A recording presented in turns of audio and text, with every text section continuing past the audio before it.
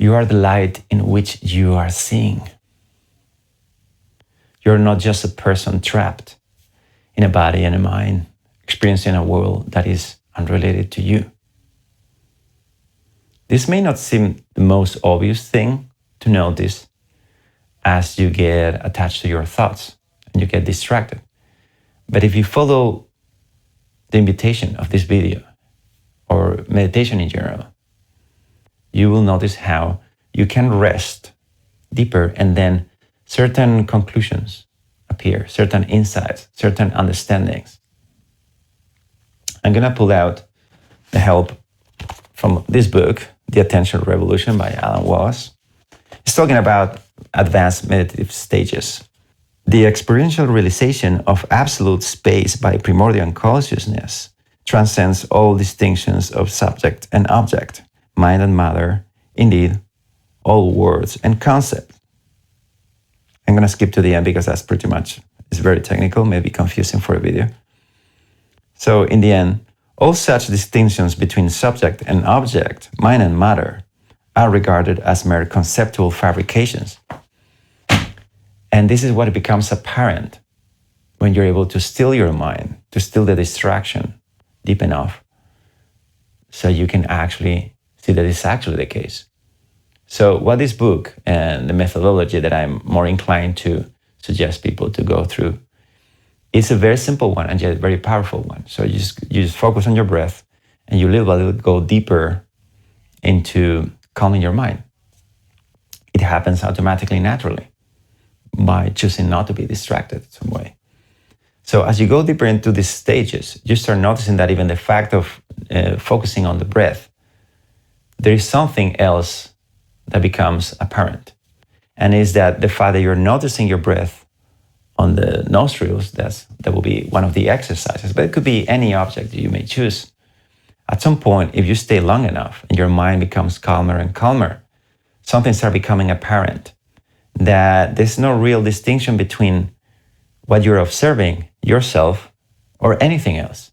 So the experience of observing, in this case, will be this video with the sounds, and the very moment you are living in right now is perception bubbling up in your awareness.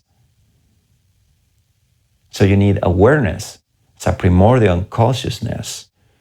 And then you have experiences, perceptions bubbling up. And we call this here and now. But actually, as you relax your mind, you're able to convey a more moment by moment, crystal clear perception of what's happening.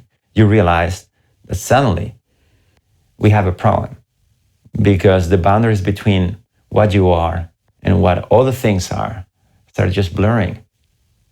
You see, the fact is actually you cannot clearly say where is the boundary between you and anything else. And the question is, this may sound like an experience, this may sound like something you do in deep meditation, but that's not actually the case.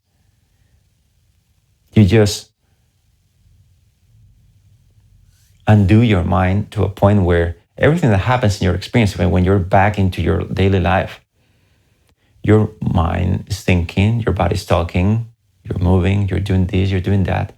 But what happens to the sense of self, the sense of being a separated entity, when you get to notice the subtle insights, when you see that you cannot say, here is where I finish and this is where the world starts. We have the impression that that's our skin, mostly, right? In the ordinary sense. But if you actually observe it right now, you will see that even the perception you're having from your skin is a perception. Sometimes you notice a leg, sometimes you notice your head, sometimes you just hear a sound. So it's actually more like just perception, a flow of perception, a stream of consciousness, as they say. And when you really clearly observe that, that's where meditation is leading you step by step. You get to understand the canvas where all this is happening. And you can clearly feel the flow of the perceptions. And when that happens, the great insight in Buddhism is the ultimate insight, not just in Buddhism, virtually in any spiritual path, is the realization, the practical, experiential understanding that you are everything or you're nothing. It's basically saying the same thing with different words. Experientially means something very concrete, very explicit, which is you are so mindful of every moment, of every perception, that you can clearly see that the perception is not different from the space which it arises. So this sound, this video that apparently is a different person than you talking, and you're in a room, this is actually appearing in the background of your awareness. You have first awareness that is always there, and then there is this perceptions of the world popping in and out. And when you settle there, you realize that these perceptions that pop in and out are just transitory experiences. And the realization that you must be something that is there all the time, seeing everything changes, it becomes more and more apparent, more experiential fact. And that's how you liberate yourself from suffering, from any kind of fear, from any kind of worry, from any kind of sense of lack that you need anything in your life. And you feel that you are fully contented. Does this make sense to you? So basically meditation, or the stages of samatha, this is the teaching that I'm calling upon, but any meditation, but this, you basically just refining, is all meditations are making you somewhat aware of here and now in different ways. Some ways are more active. You may do it by sending compassion to someone, by visualizing something. But ultimately, as you progress deep into these meditations, certain things start becoming apparent. That you're seeing a character, but then you realize you're actually watching a movie because this character is appearing in a screen and you can see everything moving inside of the screen. So you realize, okay, it's not just a character. When you watch a movie, you're so deep identified with one of the characters that you understand the character versus the world. But if you objectively see it, you see that actually there is just a screen with colors moving and sounds appearing. That is the factual truth about watching a movie, let's say. So in the same way, when you observe your experience, you start noticing that the boundary between what you consider you and what you consider the world to be is a thought-made boundary. So by resting, things become evident. So your only enemy is distraction. And distraction is something that you can totally let go. And meditation is the way you let go of distraction. You could practice meditation with any object. But if you do that long enough, and believe me, I did, and literally every activity and literally every moment, I'm researching this seriously for more than 30 years, you will start coming to the conclusion, okay, these guys figured it out already. You don't have to reinvent the wheel. All these systems of meditations are there for you to help you. There's been millions of people before you who've been through the same thing you're going right now, to the stages of realization. You're awakening your sensitivity. And that you realize and experientially, this is not something you talk about, this is not something you understand intellectually. Because the intellect itself is creating the boundary between you and the rest of the world. So the only way out to solve this is actually understand the primordial consciousness, what is allowing you to be present here and now, and how all your experiences are just appearing and disappearing in this background of stillness, you may say.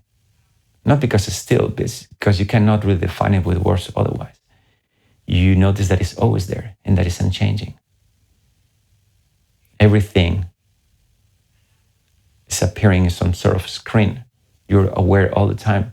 Even when you think I am not aware even when you say that, you're aware that you're saying that, right? So you cannot be not aware.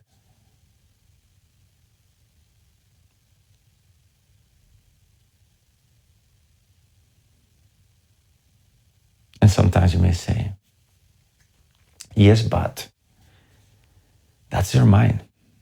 The way you figure out this experience, the way you realize, and this is the joy you've been missing, the way you realize that you are the light in which you are seeing, you are the light of the world. You are everything you perceive. But not just as a perceiver and the perceive. Everything.